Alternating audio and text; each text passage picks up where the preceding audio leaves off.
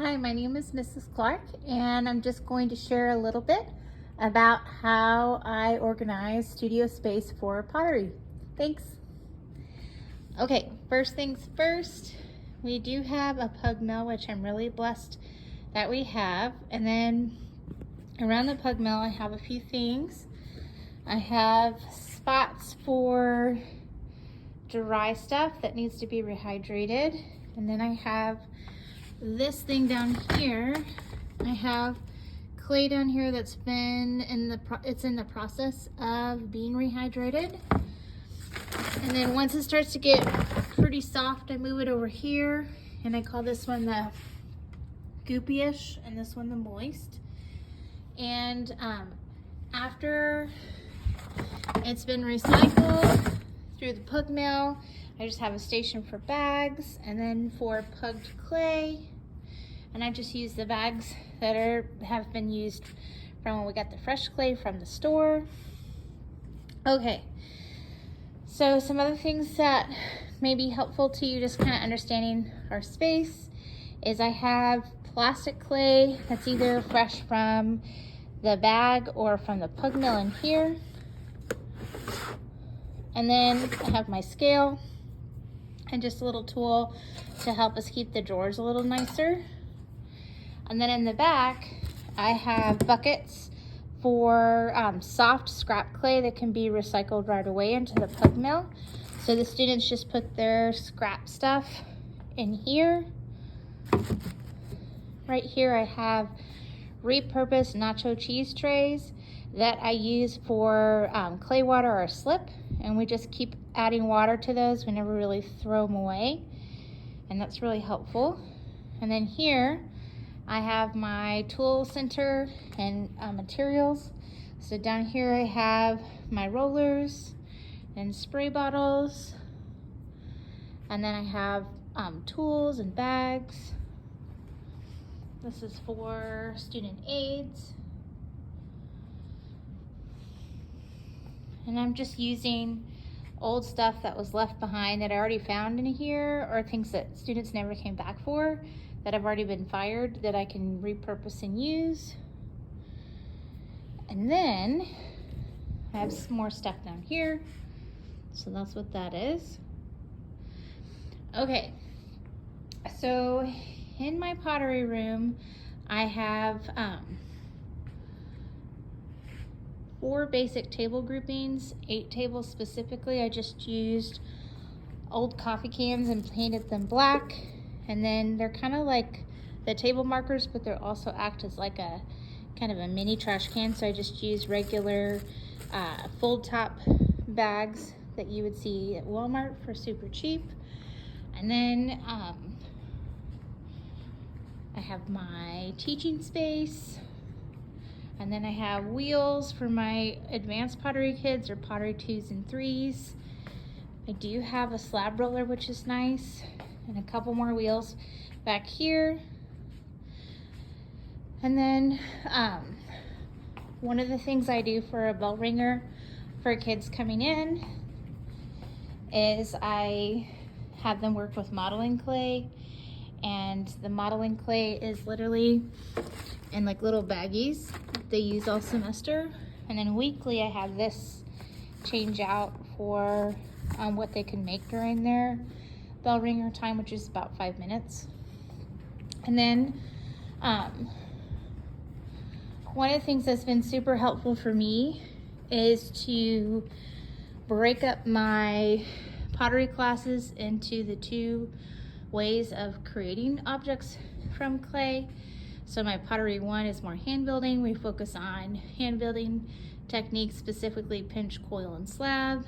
And then on my pottery 2s and 3s, we focus on the wheel. I teach them how to use COPS from the Art of Education University, which is center, open, pull, and shape.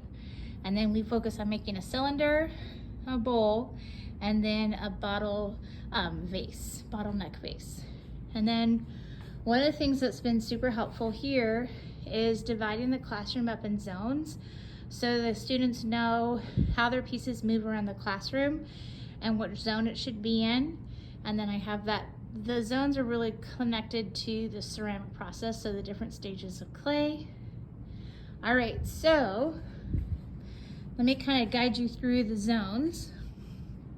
Okay, so here's zone 1. Zone 1 is essentially damp storage, and I have students put pieces that essentially need to stay moist and damp storage.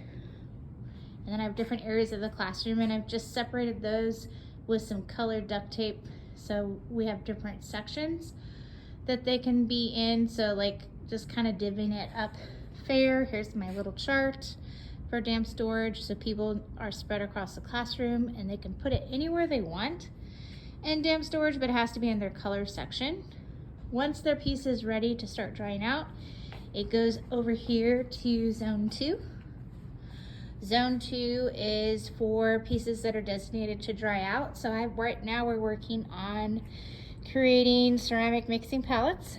Again, I'm a Master of Art Education grad from the Art of Education University, and this is one of their projects that I think is fantastic, and it only gets better every year. So pieces that are leather hard and moving into bone dry are going to be over here. In this area, I'm also designated it for pieces that are coming back from the first fire. So that would be bisque fired ware or bisque ware. And then so students know when their piece has been fired to find it over here. Then they'll paint on their glazes. And once their piece has been fully glazed with 2 to 3 layers, depending on the glaze, drying in between, then it just kind of hangs out over here in between coats. When their piece is bone dry or been properly glazed, it comes over here to the kiln cart. The kiln cart is technically our zone 3. So once it's on the kiln cart, they put it there, and that lets me know that it's ready to go into the kiln. If it's 100% bone dry, no moisture, and it's been properly glazed. And once the kiln cart is full, that's basically a full load for me, and then I'll wheel it over to my kiln and load it up. Once it comes out of the kiln, if it's bisqueware, it's going to go back to zone 2, but if it's glazeware, it goes to one of these carts, and this is zone 4. This is our pickup area. This is where students can pick up their finished ceramic piece, or sometimes I'll be asking them back to have it on display or put in the art show in the spring for us here at my school. And then it's just a poster from last year's show and some pictures. Anywho, and it's just a fun way to organize the space. I also have my glaze center over here.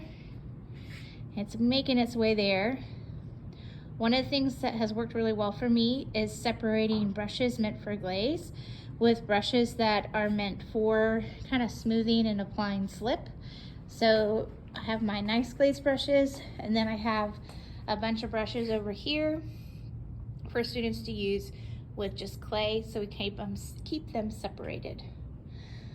Okay, so it's still a work in progress, but this is my classroom, and this is something that we do to help us stay organized and have a system for clay moving through the different stages and where it goes when it's in those different stages. All right, thanks a lot. Bye.